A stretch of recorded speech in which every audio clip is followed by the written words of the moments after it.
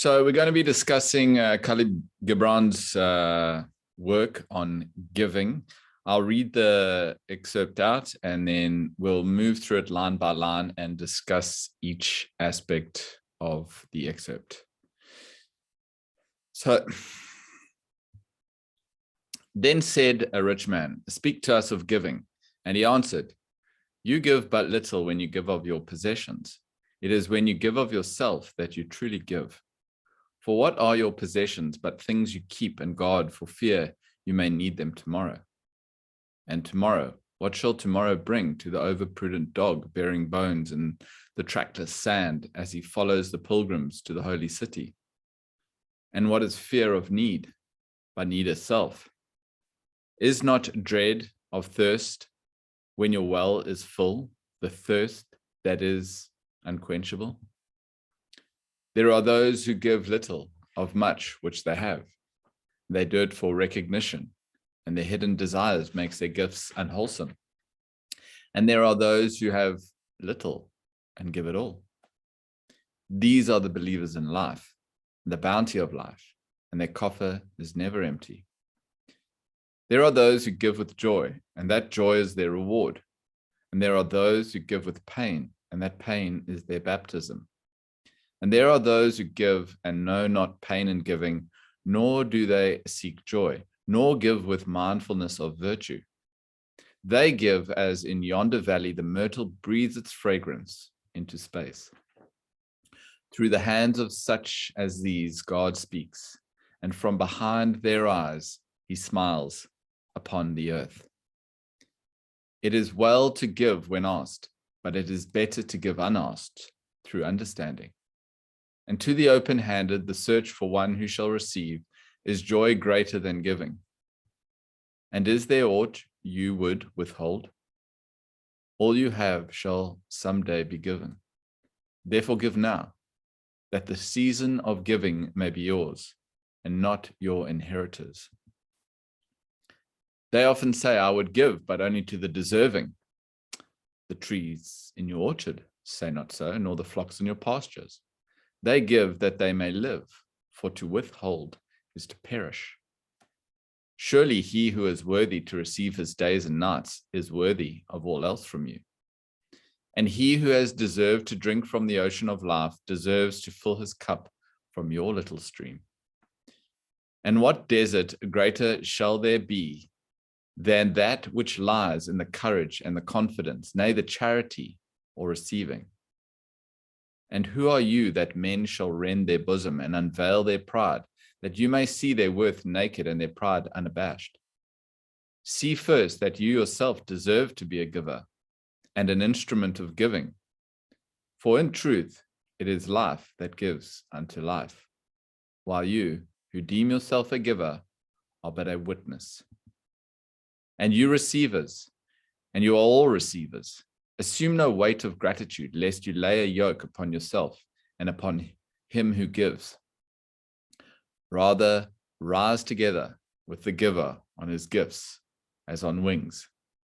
For to be overmindful of your debt is to doubt his generosity, who has the free-hearted earth for mother and God for father. So don't worry if you didn't get the gist of it.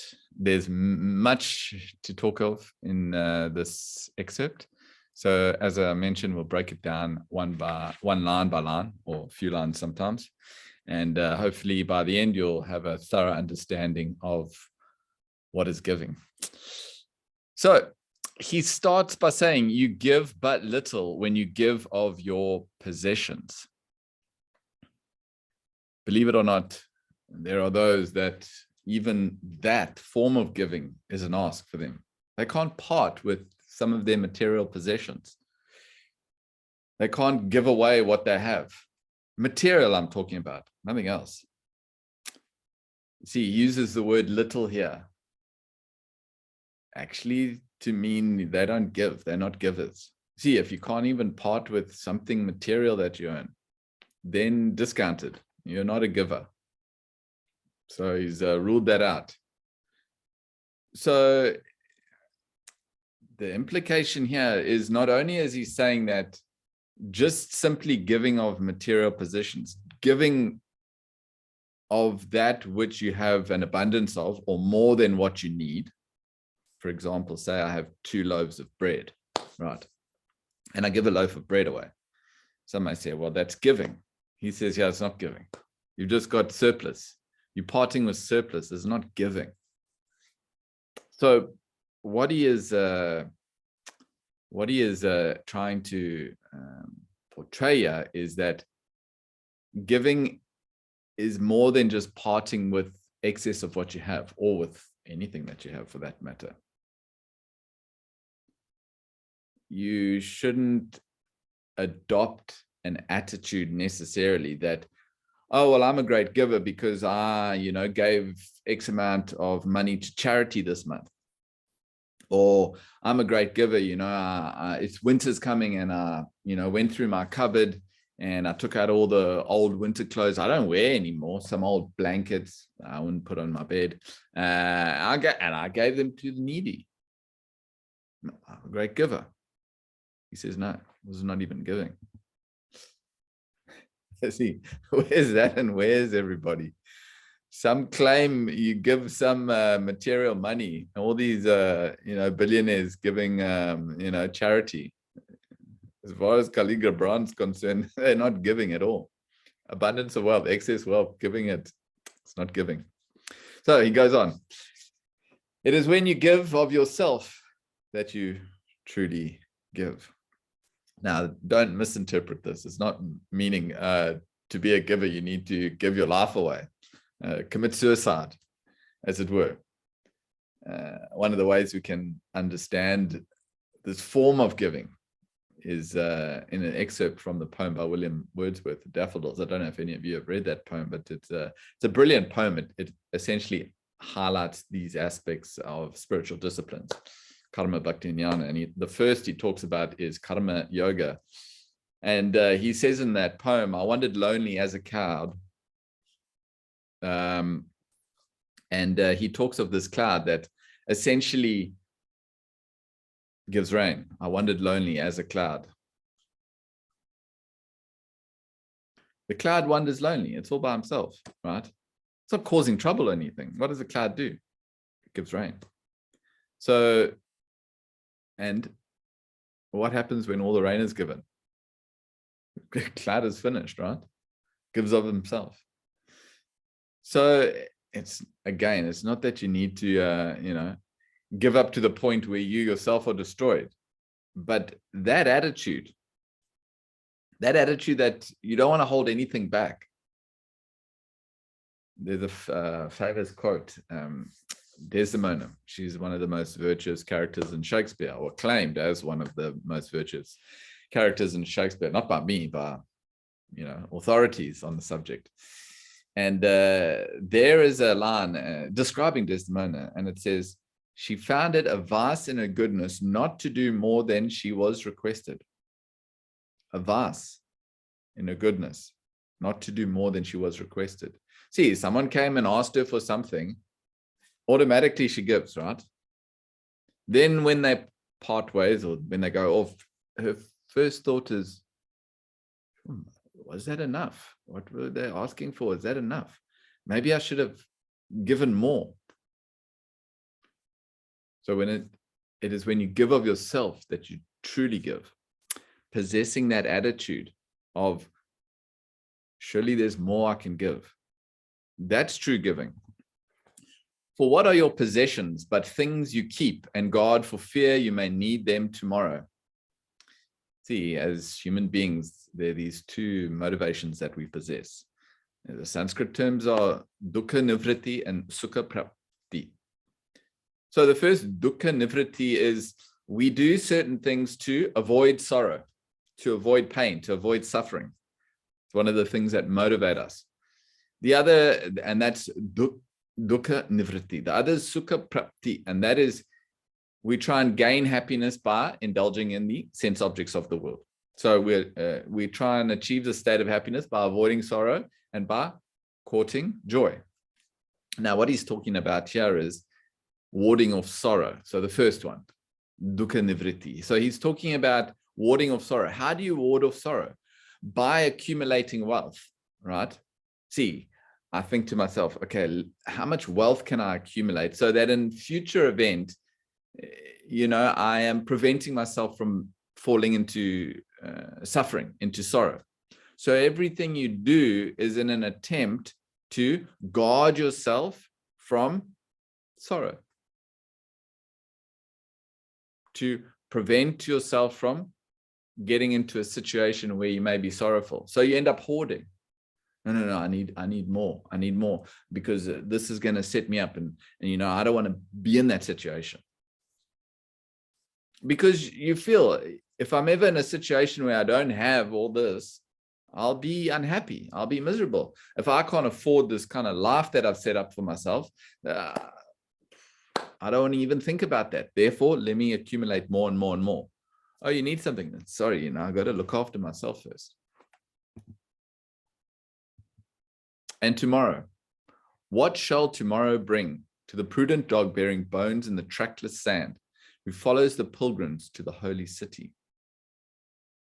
See, well, in this metaphor, the dog is following the pilgrims. The dog doesn't know what's going on.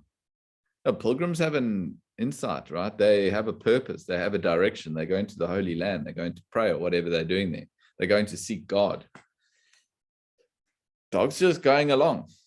Doesn't know where it's going. Doesn't know what it's doing. And along the way, what's it doing? Bearing bones. Whatever it gets, on the travels, they throw the dog a bone. What does the dog do? Buries it. Thinking, maybe I'll come back. Maybe I'll come back and I'll find this bone, future date. It's the accumulation he's talking about, building on the previous point. Similarly, you're walking through life, don't know where you're going, what you're doing. You don't know what's going on. So many things you're ignorant of. And you are just following blindly, this herd instinct you follow. What the guy in front of you is doing. That's all that matters. He must be doing it right. I'll just follow him. Herd instinct. And all along the way, what are you doing? Just accumulating. Save that aside. Keep it for a rainy day. Stash it here. Just like the dog. Doesn't know anything. Innocent, ignorant in a way. And what is fear of need but need itself? See, as long as you're in possession of desires, you have fear. Fear of not attaining that desire, or fear of losing what you've attained. Both could play out. So, no desires, no fear. You remove those desires, the severity of those desires, the impact of those desires. Fear automatically vanishes. So when he says, what is fear of need, but need itself, that fear arises when you're constantly wanting, craving, desiring. As long as you're burdened by that craving, as long as you're burdened by that desiring, you will have to deal with that accompanying fear.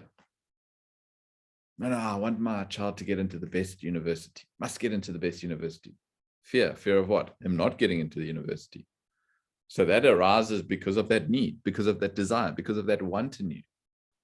Now, I'm not suggesting you don't think about things like these. Obviously, they're important. But these are the words. There are those who give little of much when what they have, and they give for recognition, and their hidden desire makes their gifts unwholesome. So he's talking from a relative standpoint here. See, there are those who give little of much which they have. See, relatively, there are people that have huge amounts of wealth. See, give you a simple example. Say you're sitting on wealth, the equivalent of $10 million, right? 10 million rand, whatever you want to call it. Yeah, okay, I've got quite a bit of money. I think I'll give a little bit to charity. Well, how much would you like to give, sir? Put me down for 20 Rand. Oh, every day? No, but 20 Rand a month, more than enough. See, so much I have, 10 million, and you're only prepared to part with 20. It's not that 20 is a lot or a little bit. It's relative. So that gift, he says, is not genuine.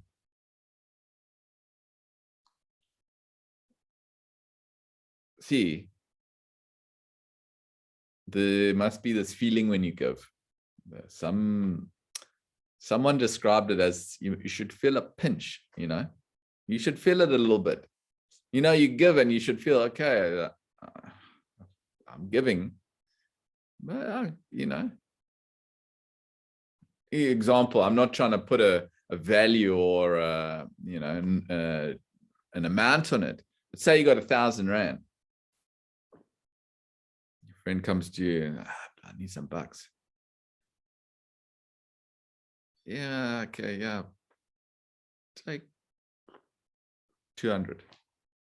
You should feel 200 is 200, See, if it's 50 and you don't feel anything. No, 50, what's 50 out of 1,000? Nothing. 100, yeah, that's okay. 200, yeah. 200 is 200. That little pinch you should feel. Then you're giving.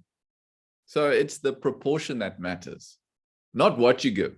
See, you may only be able to afford a nominal amount. Maybe you can only afford to give a 20.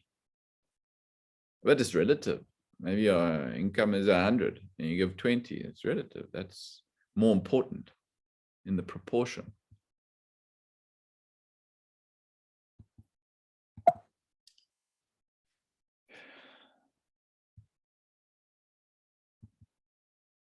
So there are those who give little of much what they have, and they give for recognition, and their hidden desires makes their gift unwholesome. So even when they're giving, this is very typical of what's going on today. These, billionaires, millionaires, they give. And there's a big media press conference. Oh, look at this man, he's giving this. And there's a whole marketing, Instagram marketing they put out. And look at this guy, is such a great giver. Recognition. They're only giving for recognition. For that, boost in ego. He says that gift is unwholesome. That it putrefies. It makes that giving not giving in a way. Now, you must be careful. We're talking here about true giving and that which doesn't align to true giving. You may be sitting here 5 slides in going, oh my God, giving is such a complicated. Am I true give? Am I not good? This is something you're going to have to reflect on, unfortunately, or fortunately. This is an amazing piece of literature to reflect on, to try and understand what it means to be a true giver. What is true giving? So neither do it for recognition, because that taints it. That taints that act of giving. And there are those who have little and give it all. See, again, proportion. It's the proportion that matters. So who are these people? Who are these people that give, who have little and give it all? This is what he's coming to describe next. These are the believers in life and the bounty of life. And their coffer is never empty. See, that they give, and the more they give, the fuller their coffers. You might say, sounds nice on paper. That's not in my experience. See, if you are truly a giver, truly in the truest sense of the word, an unselfish person, you will never have to, you'll never lack, never go wanting. No, Craig, I've been giving all the time, giving. Look at the coffers, empty. Then something is amiss. Something's gone wrong. You need to get these points and figure out what it is. So who are these people? They're believers in life. They understand the laws of life and how they function. In essence, knowledgeable people. This is what we are attempting to achieve. Through knowledge, we are attempting to understand the inner mechanisms of life, the world, our inner personality, the relationship between the two. So when we have a thorough understanding of the laws, imbibe those laws, practice those laws, you'll find that the coffers are never empty. See, it's contrary to law. It's impossible that a person who has been a great giver isn't wanting. It never happens like that. Similarly, not similarly, but a person that has never given, he's always in wanting. Maybe not physically. You know, I know people that they don't give anything and they've stacked up with wealth. It's not what we're talking about. What you have to understand, we're talking more about the spirit of giving.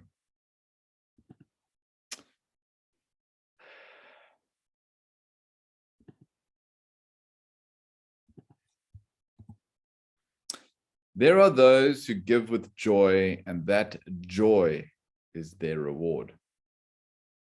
See, don't misunderstand this. You see, some people, they give because, oh, you know, it makes me feel so good. You know, I went down to the local community center, you know, and I gave all these children gifts, and I really felt so good about it.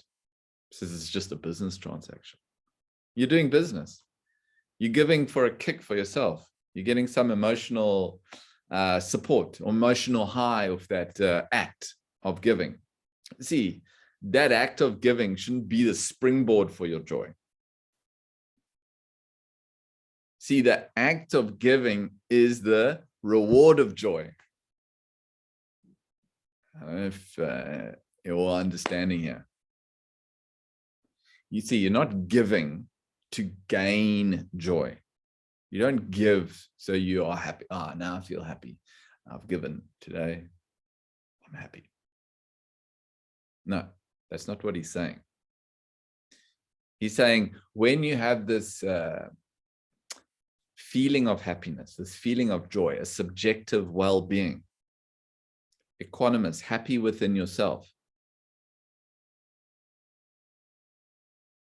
the reward of that is the ability to give. So act of giving is a reward of joy. See, if you're joyous, the reward of your joy is the act of giving. Fascinating the way he puts it.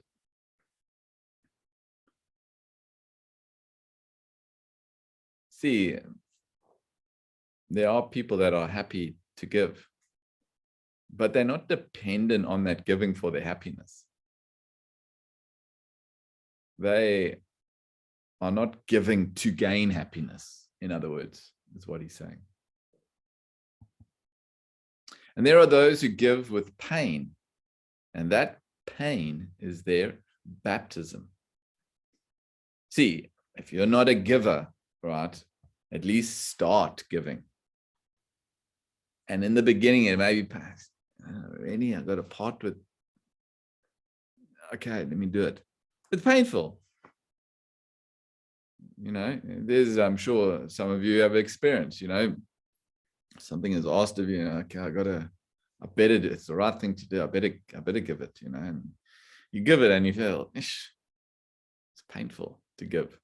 It says, pain is their baptism into giving. At least it's a start. And there are those who give and know not pain in giving, nor do they seek joy, nor give with mindfulness of virtue. So he's just basically summarizing here. There's no pain when they give. They're not doing it for joy. They don't even consider the giving as a mark of virtue. See, most a giver, you know, a person that gives goes, I'm virtuous, you know. What makes you such a virtuous person? Well, I'm a giver. He says discount.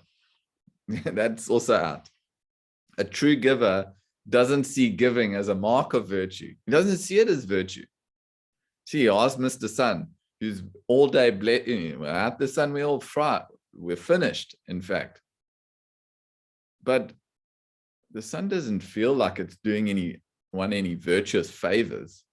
It's just simply doing what it does. The cloud doesn't feel like it's doing anyone any favors. It's virtuous for the cloud to give rain and give of itself and push off. The cloud doesn't feel that. Similarly, a true giver doesn't possess this feeling that he's being virtuous, that he's being great, any of these things. They give, he's talking about true givers, they give as in yonder valley, the myrtle breathes its fragrance into space. It's an outstanding definition of giving, if you understand it. This is the beginning and end of giving. Simply, this is it. If you can learn this, and someone says, what is giving? What is giving? It says, giving is, they give as in yonder valley, the myrtle breathes its fragrance into space. Yonder valley. Where's the yonder valley? Somewhere down there, somewhere far. Nobody's seeing that myrtle. Myrtle is like a plant, right? It's got a beautiful fragrance. The myrtle breathes its fragrance. What's the breathes its fragrance? That's just what a myrtle does. It's its nature. The myrtle's nature is to give fragrance. Where's it giving its fragrance? Somewhere down there. No recognition. Nobody can see it. What a beautiful act of giving. See, as soon as you give, you want some. Actually, I donated. I donated. Put a name there. You want some recognition. You want someone to see your act of kindness. You want you want to be known for some petty gift you gave. Finished. There in yonder valley, no one should even know about it. Nobody should even see it. And how's it done? Simply, that's the nature of the thing, to give. See, that is you look at nature. Just take the example from nature. Nature is constantly giving, constantly. In fact, from the moment you're born, you've been blessed with endless amounts of gifts.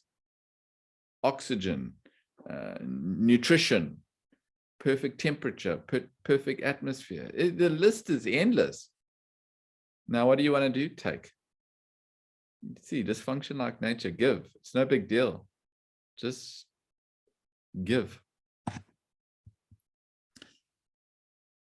Through the hands of such as these, God speaks, and from behind their eyes, he smiles upon the earth. This is poetry, poetic license. He says these people, their actions are divine in a sense. God is with them. God is within them. And their actions divinize the earth. So wherever they go and they act with this attitude of giving and the spirit of giving, of serving, they are God's people, as it were. They're in touch with divinity. They are close to the supreme. It is well to give when asked, but it is better to give unasked through understanding. See, someone may come to you and say, I need this thing. Oh, sure. No problem. Yeah, take it. Is that enough? That's one thing. And we're not saying there's anything wrong with that. It's great.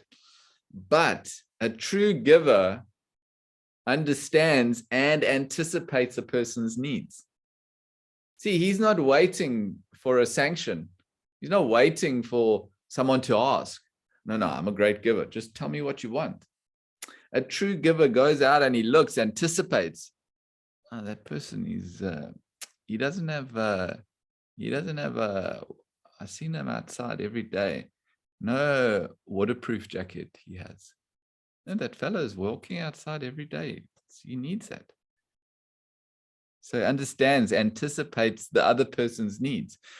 To be able to do that, you must have a genuine concern for the welfare of others. See, if that genuine concern for others' welfare is not there, you're not going to have the insight to anticipate. You're not going to understand. I see one thing, someone asks you, no, I don't have that. I can't. No, sorry. Then it's another thing. Oh, sure. Yeah, let me make a plan. I can, get it for you. Before the guy comes out, you've anticipated what he needs. Oh, that guy's lacking that. I know, I've seen. There, give. That is giving. See, something you must remember, it's not, all of this is not in the act of handing over something. That's not what we mean by giving. See, you may not be in a position to hand over something, right? So you see a guy walking outside and he needs a waterproof jacket or whatever.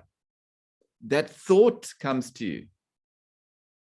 You anticipate that. That's what he needs. Okay, maybe you're not in a position to be able to give that to him. Maybe you are. So you give it. If you aren't, you don't give it. Which one's the giver? It's not in giving or not giving. That's what you have to understand. It's all about that attitude. What's that thought that comes? The best way to function is if there's an opportunity, give. That's it. Don't hold back. Don't reserve. Next time. And to the open-handed, the search for one who shall receive is joy greater than giving. See, a true giver is always on the search, always looking out for recipients. Who can I give to? Whose demands haven't been met? He's always looking for that. What can I do for people? That's his joy. See, you find that guy is everyone around him wants nothing, actually. That is a true giver. See, that's his joy. His joy is not isolating the guy, finding the guy and actually giving. It's actually the joy is in figuring out whose demands can be catered to and met. Giving is whatever, in a bit of that whole process. He derives a greater joy from identifying, finding the person that is in need or in want. And then when there's opportunity and he has the means, give. Open-handed. You can appreciate open-handed. Liberally, a person who gives, his hand is open. A person whose hand is closed is not willing to part with what he has.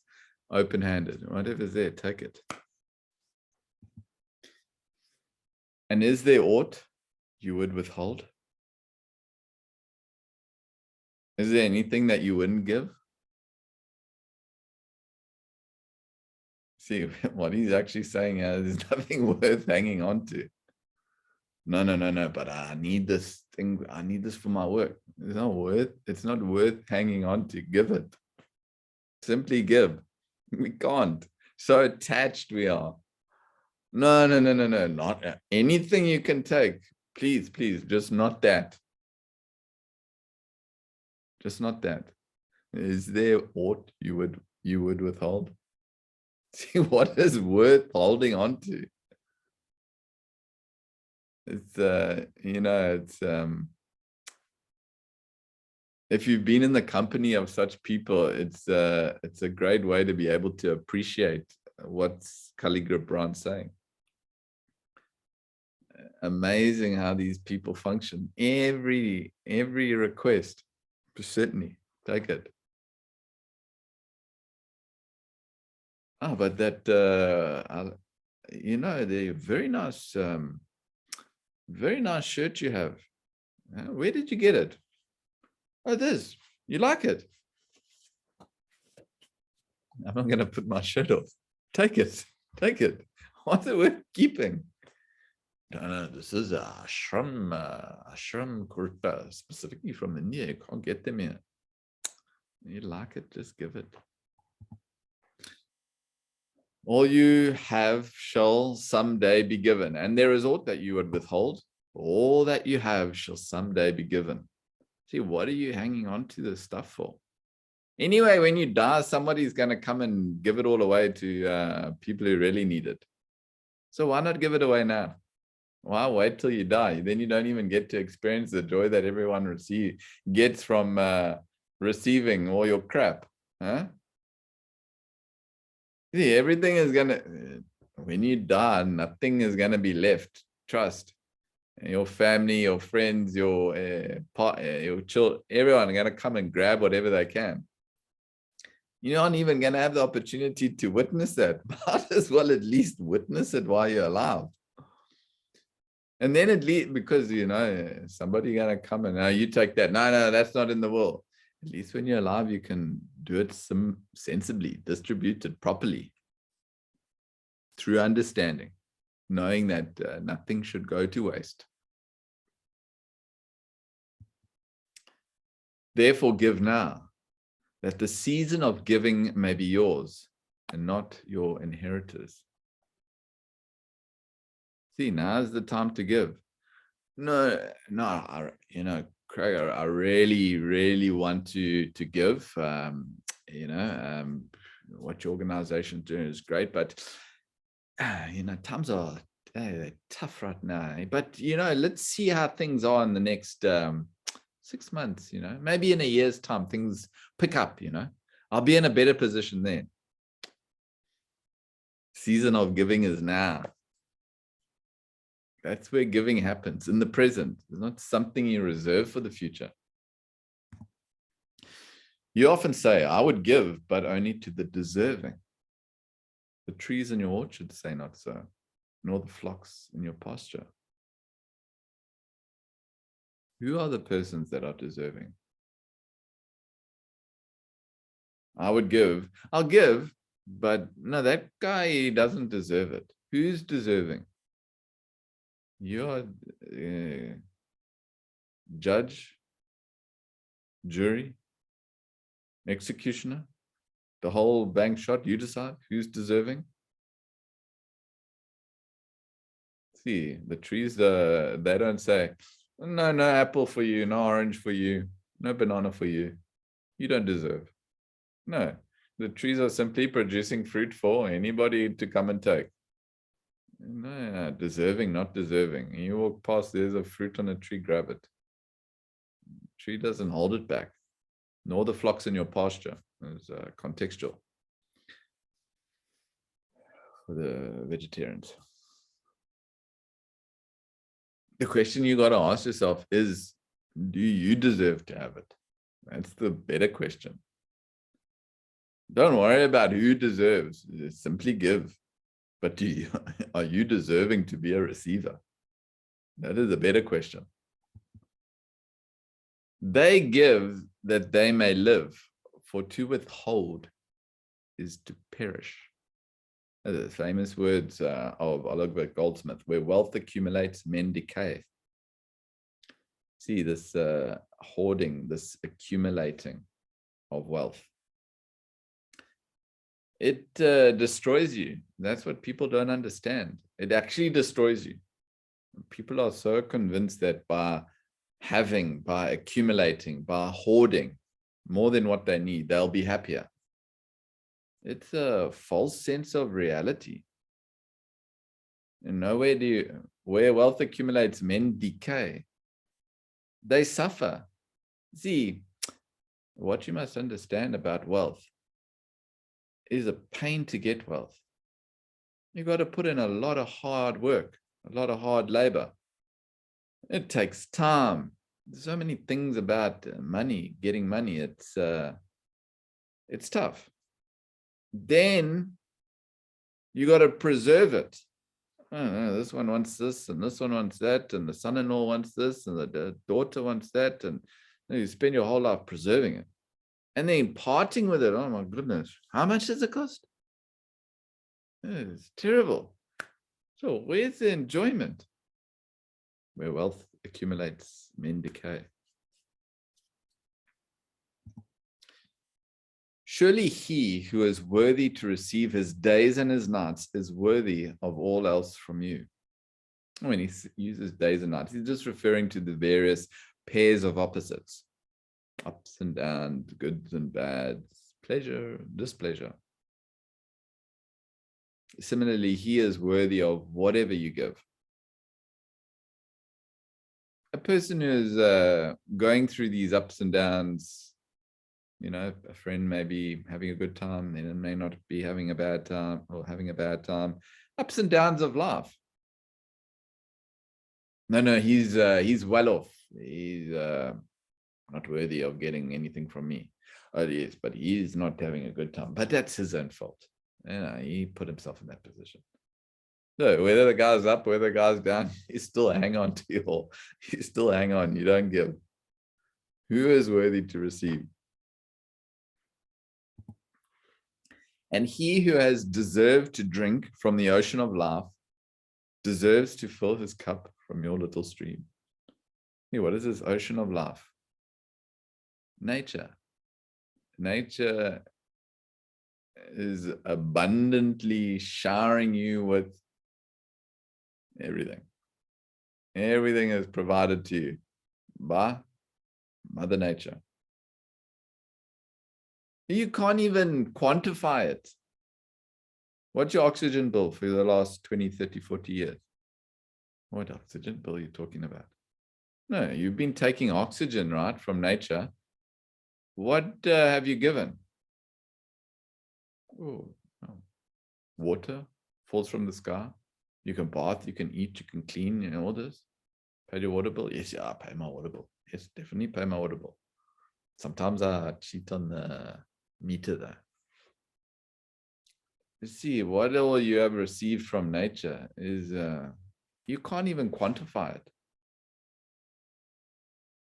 And you're saying, no, this guy doesn't deserve to give this gift. He is not deserving of that. To fill his cup from your little stream. What have you to give anyway?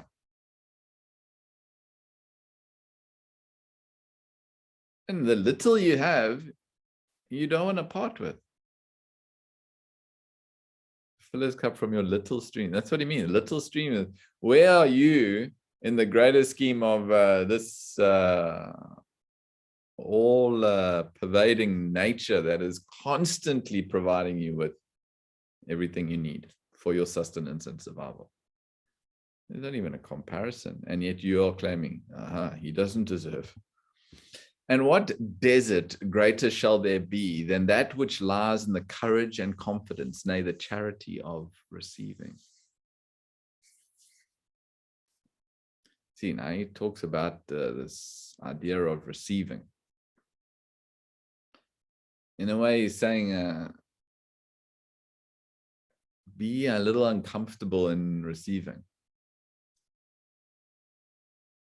See, in the Bhagavad Gita, he talks about the stena, thief.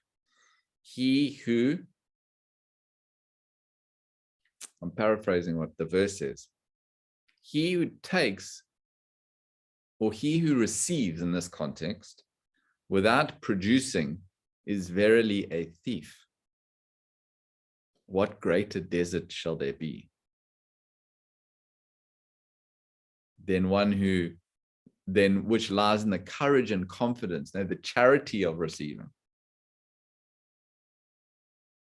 See, it's very easy to get. Oh yes, I'll tell you. Someone says to you, I've seen this play out. It's so tickles me, No, I've got some of this. Would you like it? Oh yeah. What is it? Before you even know what that guy is giving, you're yes, I'll take it. You don't even know what it is, and you say you'll take it. So confident, courageous in that receiving. This is what he's talking about. Without even knowing what you are getting. He says there's no greater desert. That guy is empty. And who are you that men shall rend their bosom and unveil their pride, that you may see their worth naked and their pride unabashed? See, why are you even bothered about others? No, I saw him. He didn't give anything that day. No, that guy comes to class. He doesn't give. I've seen a thing he's given before. I know that guy in church, and every time that the bowl comes around, he never puts anything. What are you concerned about their pride, their vanity? They're giving, they're not giving. There's no concern for you. See, first, that you yourself deserve to be a giver and an instrument of giving. See, this is where we talk about this process in Vedanta, this self-analysis. Are you a giver? First, look at that before you start examining the giving qualification of others. Can you yourself claim to be a giver? Long list of qualifications of a giver we've just gone through. Do you meet those qualifications? No, I'd be extremely impressed if anybody in this classroom met even half of them. I would be blown away. I'd be wanting to sit in that person's presence every day.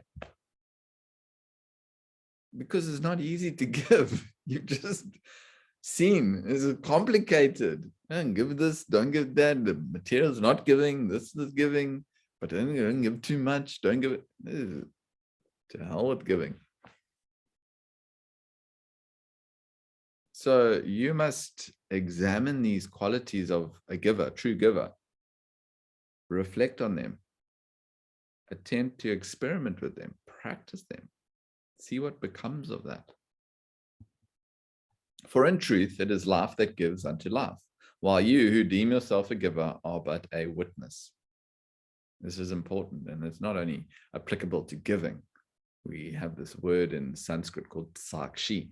Sakshi means witness. And this is the only attitude with which you should give, just to witness. You're giving. You're not giving for name. You're not giving for fame. You're not giving for recognition. You're not giving for happiness, for joy. You're witnessing yourself simply engaging in that act of giving. That's it. That's the start and the end of it. Witnessing it. Just like you witness a movie. I don't know if any of you watched that movie. It's not a movie, it's actually a book, The Tale of Two Cities. Sidney Carton gives his life for another. Amazing. Witness. Simply watching the play unfold. If you can gain this quality, not just in terms of giving, in all your activities of life, then you've achieved something. That objectivity, detachment, we call it. See, you must understand that the grandeur of life, actually. It's beautiful. Everyone is playing a part, like in an orchestra. Everyone is playing a part. Similarly, so are you, just playing a part. Play a part. Witness this part you're playing. Today I'm such and such doing that. Today I'm a father. Later on I'll be a driver. Later on I'll be a employer. Various numbers of roles you play. Witness that. Even this act of giving you should witness. And you receivers, and all of your receivers, assume no weight of gratitude, lest you lay a yoke upon yourself and upon him who gives. See, what he means by that is you shouldn't personalize. See, in the Western culture, it's all thank you, thank you. Yes, yes, please. Thank you, thank you, thank you. Who are you thanking and for what? Thank you for giving me, personalized it. See, in a lot of these advanced cultures, there's not even a word for thank you. Only later that word for thank you has come because Westerners came with this thank you, thank you. Oh, we better put a word there, you know. So by saying, now I'm not saying now all of a sudden none of you saying thank you ever again, but it's just, it's meaningless because you're personalizing that reciprocity. Someone's giving by virtue of their character, and you got to detract from that by personal thank you, Thank you. Thank you for giving me. That's what it means. So you need to observe this disconnection in effect, or don't connect yourself with the giver in any way. Rather rise together with the giver on his gifts as on his wings. See, a true giver is giving wherever he can. You've observed. You're looking for people to give to. Everybody is taken care of because he's concerned with the welfare of others. So don't personalize it. Try and emulate that at least. For to be over mindful of your debt is to doubt his generosity, who has the free-hearted for mother and God for father. See, this again, it's reinforcing this idea of personalization. Over mindful. Personalize, you're drawing it all back to yourself. That tarnishes it, as it were. I am indebted to you, O God. Thank you for it. That's doubting the generosity, whether of God or of nature.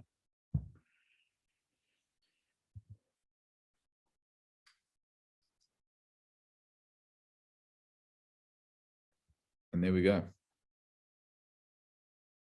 That is the art of giving. Kahlil Gibran. Are there any questions? We have a few minutes left over if anyone has any question. I know we've covered a lot of material this evening, and I'm sure upon your personal sort of reflection, questions may arise, but if there are any now, please, more than welcome to ask.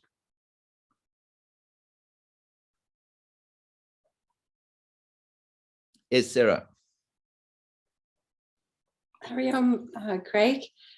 Yeah, I just had this thing, you know, when they keep saying, oh, this thing, they keep saying gratitude all the time. You have to have gratitude in your life. So is that something you should just put, you know, that's totally silly? No, most definitely not.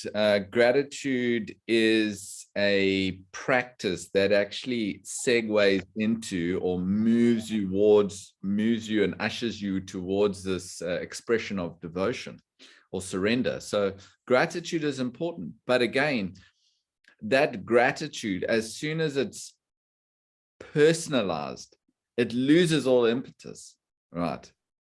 I am grateful.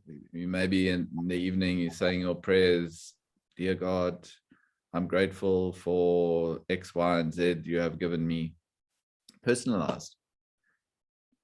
Again, this is not the gratitude we want to necessarily start developing.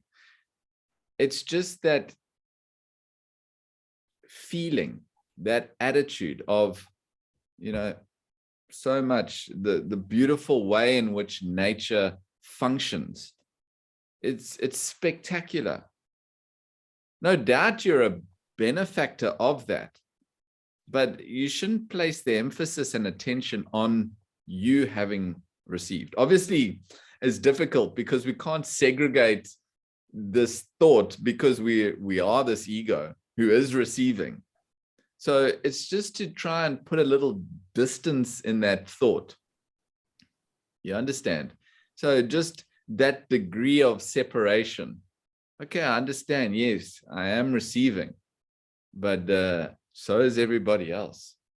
That's the benevolence of nature. That's the open-handedness of God, as it were, that everyone receives. There's nothing special about me in any way receiving. So as long as you're able to negate that sense or that aspect of personalization within your gratitude practice, then I would say go for it. But you got to be careful because often these practices can reaffirm or even strengthen the ego in the equation. I am grateful. I am grateful for that. I am grateful for that. No, there's nothing wrong with being grateful for everything that you've received. But again, be careful where that emphasis of attention is placed. Try and divorce it from the I. that small I, that ego. Okay, thank you. It's more like, I'd say, an acknowledgement of how amazing everything is, rather. Yeah, it's beautiful the way this whole existence is constructed. I mean, the fact that the sun comes and goes, the rain is there, brings vegetation. I mean, you just look at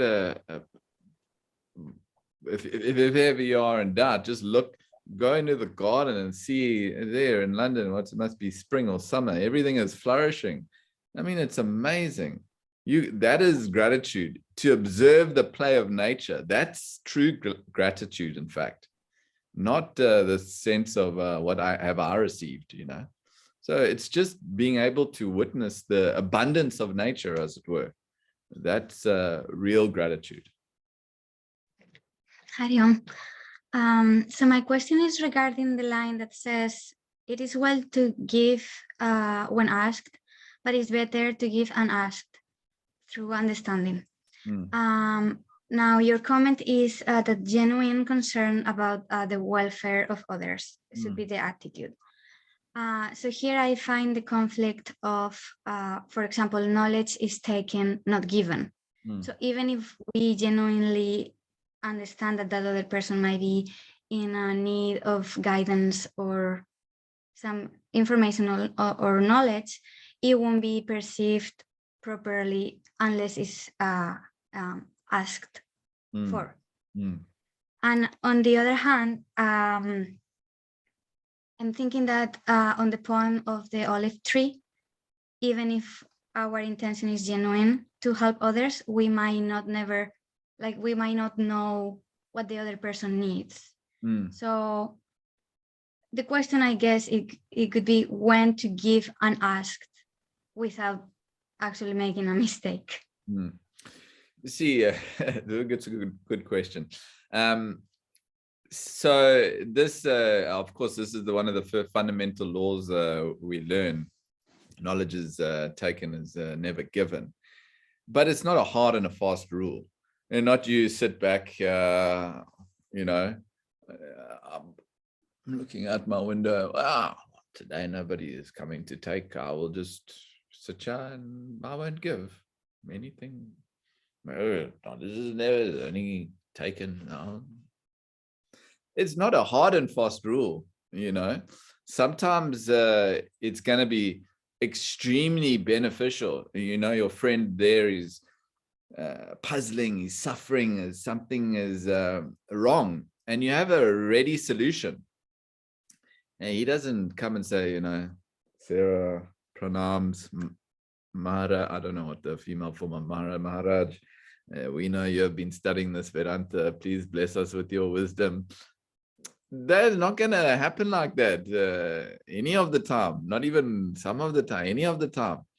See, the true giver understands, okay, this guy's in trouble. He needs help. Okay, he hasn't asked me, but I understand. There's a way I can help him. And it's not that he,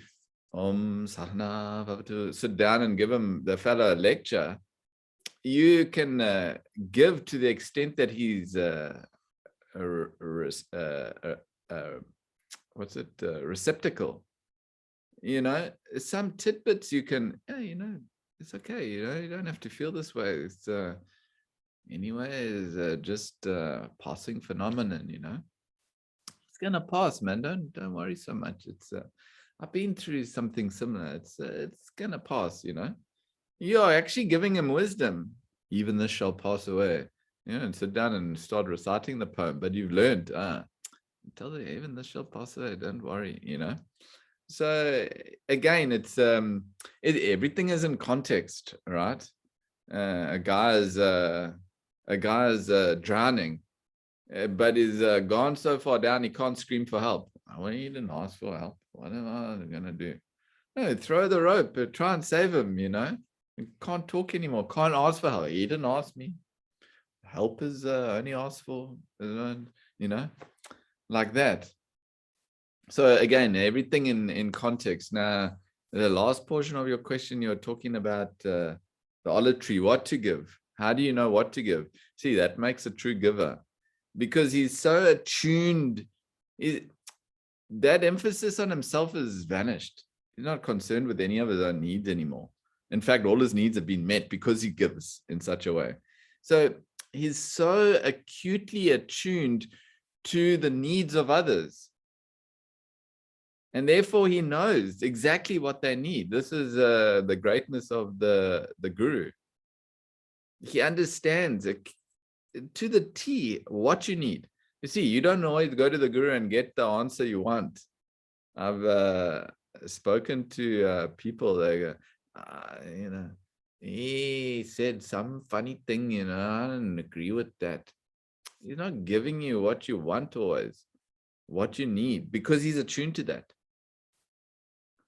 So this is the greatness of these masters, these givers. The same category they fall into. You appreciate if you go through that entire list of giving, right? You have to be somewhere in the heavens to be able to, you know, master all of these techniques of giving.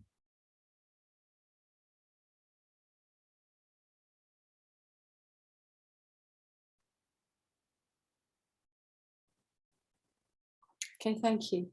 Okay. Lee, I think I saw your hand shoot up. Yeah, hi, Craig. Craig, I want to challenge the interpretation of that one slide where it refers to the desert of the receiver, nay, charity. Okay. Yeah. What? Just give me a better indication. I'm just trying to find. So yeah, you can go to the slide. You just tell me which it is. I can follow. So my interpretation without your slide would be that if you release everything, you subject yourself to the vast desert, which would be a sparseness or an unknown, and you kind of then become a subject of charity fearlessly, is how I interpret that paragraph. Yeah, I can almost like humility. Yeah, you can interpret anything in any way you want, Lee. As that's up to you. We're not saying it's right or wrong. You know, you got some idea about you know, what that means. That's great, and you can share it with everyone. There's nothing wrong with that. Yeah, no, I'm sorry, not challenge. I wanted to just share my perspective. That's a much better way to put it. Thanks. Yes, Sarah.